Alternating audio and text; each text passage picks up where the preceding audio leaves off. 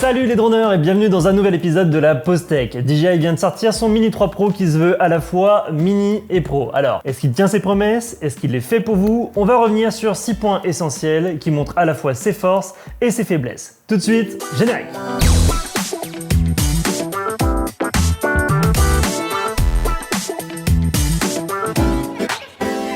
Dans cette vidéo, je vais éviter de vous donner trop d'informations techniques parce que trop d'informations, c'est généralement oublier l'essentiel, arriver à saisir vraiment quelle est l'utilité et l'intérêt de ce drone. On va se concentrer sur 6 points et on va commencer tout de suite par le premier. C'est un drone qui est ultra transportable. Déjà, la grosse performance, c'est qu'il arrivait sous les 250 grammes en ayant intégré des capteurs de collision à l'avant et à l'arrière. Ces capteurs de collision, on les a testés, ils marchent très bien à la fois à l'avant et à l'arrière malgré l'intégration qui est vraiment originale. Et les capteurs qui sont sur le dessous sont plus performants que les capteurs du dessous du Mini 2, il est très stable. Pour arriver sous les 250 grammes, DJI a dû faire un certain nombre de compromis, dont par exemple le fait d'avoir mis une puce qui est plus puissante et qui du coup chauffe plus, mais pas de ventilateur. Du coup, en faisant des mises à jour et en transférant des fichiers, je me suis souvent retrouvé avec des surchauffes de l'appareil. On a eu des alertes surchauffe sur l'écran, mais également l'appareil qui s'est une fois arrêté tout seul pour éviter qu'il ne chauffe trop. Alors en vol, pas de soucis, il a 4 gros ventilateurs qui permettent de diffuser la chaleur, mais voilà, c'est intéressant de voir que forcément, lorsqu'on fait beaucoup de compromis pour arriver sur les 250 grammes, on arrive parfois à une limite. Donc c'est un drone très compact, très transportable, mais finalement la plus grosse surprise, ça vient de la radiocommande. DJI a sorti en même temps que ce drone une nouvelle radiocommande qu'ils appellent la DJI RC, et cette télécommande a comme la Smart Controller un écran intégré. Et là où je me suis dit, c'est juste une petite Smart Controller, en fait j'étais très surpris de voir qu'il y a énormément d'efforts qui ont été faits sur le poids de l'appareil. Cette radiocommande pèse 392 grammes. C'est à mettre en comparaison aux 712 grammes de la Smart Controller du Mavic 2 Pro ou encore aux 600 grammes que représente une radiocommande traditionnelle, la RC N1 avec un smartphone. C'est la plus légère des radiocommandes que j'ai eues entre les mains et c'était très agréable en mode balade, en mode randonnée. C'est une des rares télécommandes que je pouvais tenir comme ça en marchant sans que ça me pose problème. L'écran, d'un point de vue technique, est annoncé comme moins lumineux. Alors je sais pas si c'est la même technologie ou pas, mais moi j'ai eu l'impression qu'au contraire j'ai trouvé plus lumineux que sur la Smart, c'était bizarre. Enfin en tout cas, tant mieux. Il y a certaines limites par rapport à une Smart Controller, il n'y a pas de port HDMI, il n'y a pas la possibilité d'installer des applications tierces, mais peu importe, cette Smart est faite pour le loisir et elle répond très bien à cela. C'est peut-être vraiment la meilleure découverte de ce test, cette radiocommande, parce que j'ai trouvé ça super agréable de pouvoir la garder avec moi et me balader avec un poids total qui était franchement réduit. On pourrait même recommander à DJI d'aller même encore un petit peu plus loin avec des joysticks rétractables. Ça permettrait vraiment d'avoir un côté run and gun encore amélioré. Pour l'instant, il faut encore les visser, même s'ils sont très agréables, même s'ils sont très bien. On a des radiocommandes comme par exemple la Tango 2 Pro qui peuvent faire ça et je pense que ça rajouterait un truc supplémentaire. Pour le côté transport, en combo, vous avez cette sacoche que maintenant on connaît tous qui est vendue avec. Et pour le côté transport, on aurait presque aimé une sacoche un peu plus sur mesure pour profiter du format très compact de cet appareil. À voir s'il n'y a pas des accessoristes plus tard qui feront des sacoches un peu plus adaptées pour gagner encore en compacité. Parce que cette sacoche, c'est la même pour tous les combos en fait qui sont vendus dans la gamme loisir DJI. Bref, c'est un drone très plaisant à transporter, à avoir sur soi et avec une super radiocommande. Deuxième point d'importance, c'est un drone qui vole bien. Alors ça peut paraître un peu anecdotique pour vous, mais on a eu des mauvaises surprises, comme par exemple avec le Mavic 3, qui avait un comportement beaucoup moins prévisible en vol. Et pour ce Mini 3 Pro, c'est plutôt réussi. On a des rates qui ont été assouplis, et en règle générale, en fait, on va aimer voler juste pour le plaisir de voler avec cet appareil. La radiocommande est également passée en OcuSync 3, ce qui fait qu'on a un retour d'image en 60 images secondes, ce qui rend un retour d'image très fluide, et on redécouvre le plaisir, comme je l'avais perdu avec d'autres drones, de voler juste pour le plaisir de voler en regardant les images qui défilent sur l'écran sans pour autant prendre de prise vidéo. Le drone est bien stabilisé, il est sportif quand on lui demande, mais en même temps rassurant à basse vitesse, et même avec des conditions de vent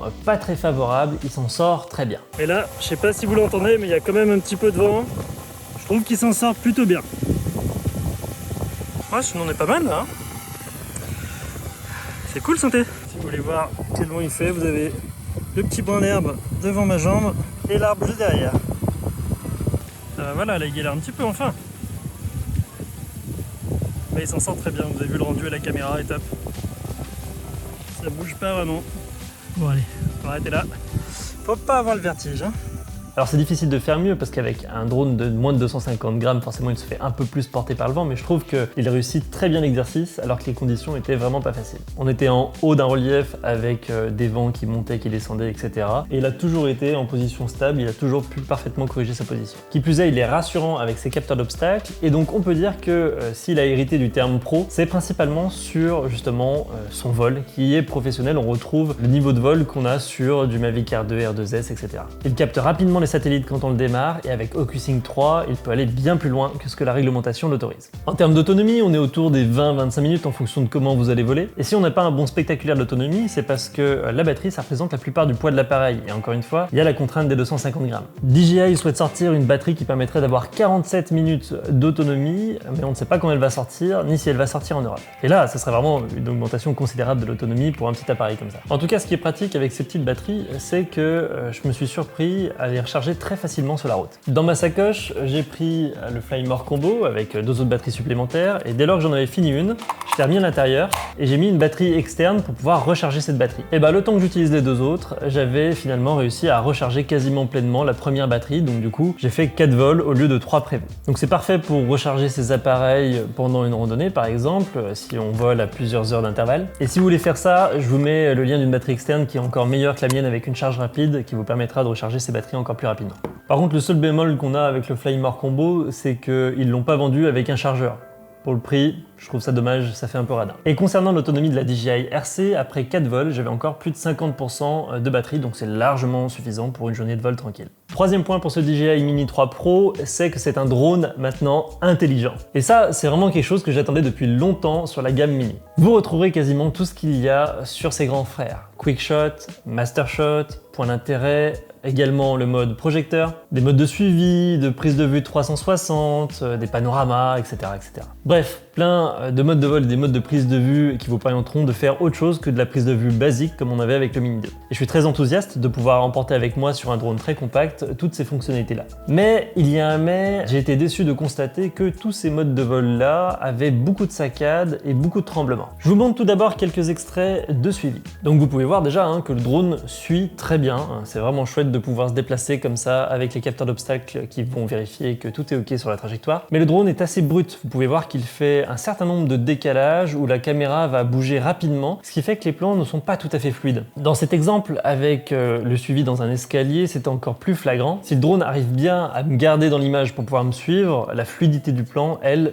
est quand même relativement limite. Et ça, ces saccades en mode suivi, j'avais pas l'habitude de les avoir sur ses grands frères. En point d'intérêt, et en mode spotlight, on a également le même problème. Donc vous voyez cet exemple en point d'intérêt, vous voyez ça fait juste un cercle autour d'un point donné, et vous pouvez voir qu'il y a de légers tremblements, comme ce qu'on avait pu constater sur la longue focale du Mavic 3, qui fait que l'image est un peu moins agréable à regarder, parce que voilà, ça fait des mouvements parasites. Alors vous le savez, j'adore le mode spotlight, on en avait longuement parlé sur cette vidéo, d'ailleurs j'attends toujours que DJI me remette le mode spotlight qu'il y avait sur DJI Go 4, sur DJI Fly. Donc on peut faire ce type de plan, vous voyez, c'est un peu plus original que des plans en manuel, ça permet d'assister le cadrage, mais vous pourrez constater également qu'on a encore ces petites saccades, on a encore ces petits mouvements brusques de caméra. Alors, est-ce que c'est un problème logiciel ou est-ce que c'est une limite intrinsèque aux 250 grammes parce que ce drone est beaucoup plus léger? On le saura bientôt avec les prochaines mises à jour et je vous invite à vous abonner au compte Instagram de la chaîne, comme ça je pourrai publier les informations au fur et à mesure où elles arriveront. Alors, c'est un peu dommage parce que sans langue de bois, si ces images sont chouettes à titre perso, ça permet d'avoir des beaux souvenirs, etc., pour moi c'est pas exploitable dans un montage vidéo. Ça crée pas mal de déchets sur les rushs, d'endroits à couper tout simplement parce que ça bouge trop. Donc voilà, pour loisir c'est cool, lorsqu'on va vouloir faire des plans un peu plus qualitatifs, ça va être limité. Et justement en parlant de montage, parlons maintenant du point numéro 4, la qualité d'image. Le Mini 3 Pro peut enregistrer jusqu'à 4K 60 images par seconde, qui est super pour un drone de cette taille. Il existe différents modes de qualité entre le mode à 25 images par seconde et le mode 50 images seconde. Très franchement, vous pouvez voir les images, j'ai pas vu de grosses différences de qualité entre les deux. On va avoir un débit un peu plus compressé pour le 50 images par seconde, mais visuellement ça se voit pas trop sur l'image. Il existe également des ralentis à 120 images par seconde qui sont limités, eux, à 1080p. Ça fonctionne à la fois en 16:9 et en portrait, on y reviendra dessus un peu plus tard, et ça permet de faire des vidéos rapides à publier sur les réseaux sociaux. Et donc la nouveauté justement, c'est de pouvoir pivoter la caméra pour pouvoir filmer en mode portrait avec une pleine résolution 4K sans crop dans l'image. C'est super pour les réseaux sociaux, ça permet enfin d'avoir une 4K propre lorsqu'on filme en portrait, pour tout ce qui est TikTok, Reels, Instagram, etc. Mais par contre, il faut savoir qu'il n'y a pas de mode de suivi, il n'y a pas de mode intelligent, dirigeant, on est limité à la prise de vue manuelle avec les images en portrait. Ça permettra de cadrer différemment, de mettre plus en valeur des objets, des obstacles qui sont plus en hauteur, et surtout d'avoir directement le résultat de ce à quoi ça va ressembler, sans avoir à imaginer comment est-ce qu'on va couper l'image. Nouveauté de la nacelle également, on peut voir plus haut. Avant on était bloqué à 30 degrés, là cet appareil peut voir jusqu'à 60 degrés vers le haut. Ça sera sympa pour faire des photos et des vidéos un peu plus originales, mais c'est dommage que ça soit pas bien utilisé dans mode sphère, où du coup on retrouve un comportement classique. Peut-être que ça sera corrigé avec une mise à jour. On retrouve toujours du coup ce ciel qui est flouté, et ça pourrait être amélioré avec ces 60 degrés supplémentaires. Je passe rapidement sur le zoom, qui est un zoom numérique qui peut faire en direct des effets de dolly cam, mais qui va vite dégrader l'image, et donc on préférera faire ça en post-prod. Vous voyez, je vous ai pris la même image avec le même cadrage en non zoomé et en zoomé, et vous voyez que l'image est tout de suite beaucoup moins belle, donc on évitera d'utiliser ce zoom numérique. Outre les capacités d'enregistrement, intéressons-nous maintenant à l'objectif et au capteur. L'objectif, c'est un objectif avec une ouverture de 1,7, ce qui est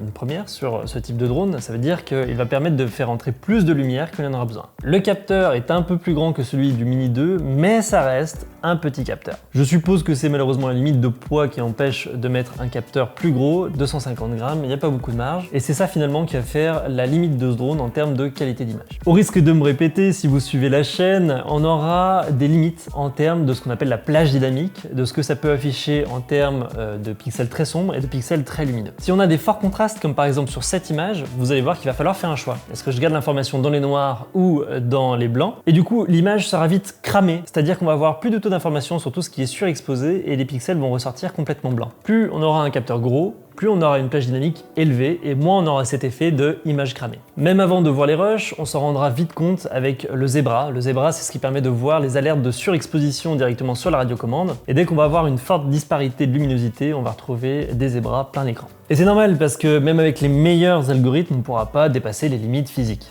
Petit capteur, petite plage dynamique, également moins de possibilités en basse luminosité. Pour pouvoir voir la différence justement de luminosité qui arrive sur ce capteur, on va comparer un capteur 1 pouce avec un Mavic 2 Pro et un capteur 4 tiers avec ce drone là. Vous allez voir que dès que la luminosité descend, on obtient moins d'informations. Et pour constater ça, on va aller dans les placards. On a mis un Mavic 2 Pro, un Mini 3 Pro et un Mavic 3. Dans le seul endroit de l'entreprise, en fait, on peut être complètement dans le noir. On va tester ça tout de suite et on va voir les résultats. Donc pas de surprise ici, on aura logiquement un drone qui est moins à l'aise en conditions de basse luminosité.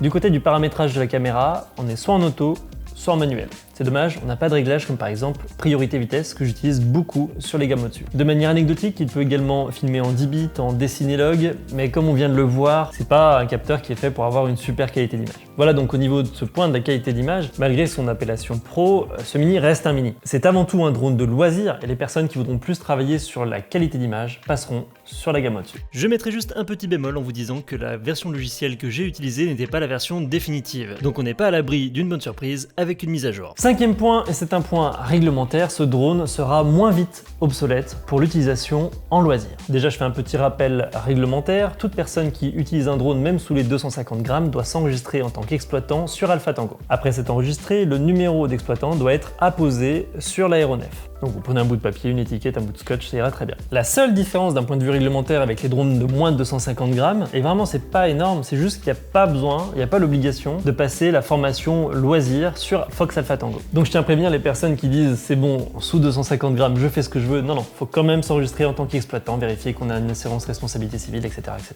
Ce drone est non normé parce que les normes ne sont pas encore sorties, et c'est un problème en loisir de manière générale parce qu'à partir de 2024, certains drones de loisirs vont être vite obsolètes.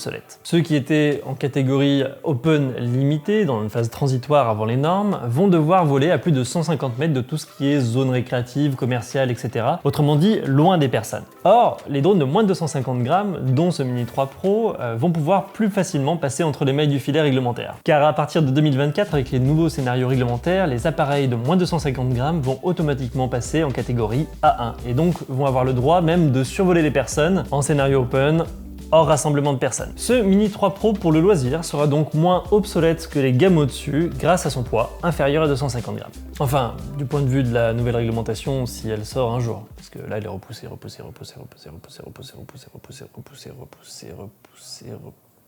c'est... Sixième point qui a toute son importance, le prix. Si vous avez déjà la RC-N1, c'est-à-dire cette télécommande qui est vendue par défaut avec le Mavic Air 2S, etc., vous pourrez l'acheter sans radiocommande pour 739 €. Il est vendu avec cette radiocommande pour 829 €. Si vous optez plutôt pour la nouvelle DJI RC avec l'écran intégré que j'aime beaucoup, ce drone sera vendu 999 €. On va pas se mentir, c'est cher pour un petit drone de loisir et on est plutôt sur le haut du panier dans cette gamme d'appareils. On est passé du Mini 2 à 459 € avec une radiocommande standard, au Mini 3 Pro à 829 € avec cette radiocommande là. Ça fait un sacré palier, quasiment le double du prix de l'ancienne génération. Et on se posera très clairement la question de savoir s'il faut pas mieux passer sur son grand frère, le R2S, qui est proposé en prix de base avec une radiocommande standard à 999 €. Le R2S avec son capteur 1 pouce va clairement être au-dessus en termes de qualité vidéo, donc à vous de voir si vous voulez travailler plus sur la qualité vidéo ou avoir un drone plus compact. Et si vous voulez craquer pour l'un ou l'autre, n'oubliez pas de regarder dans la description, il y a toujours un code promo chez notre partenaire qui permettra de baisser un peu la facture. Alors,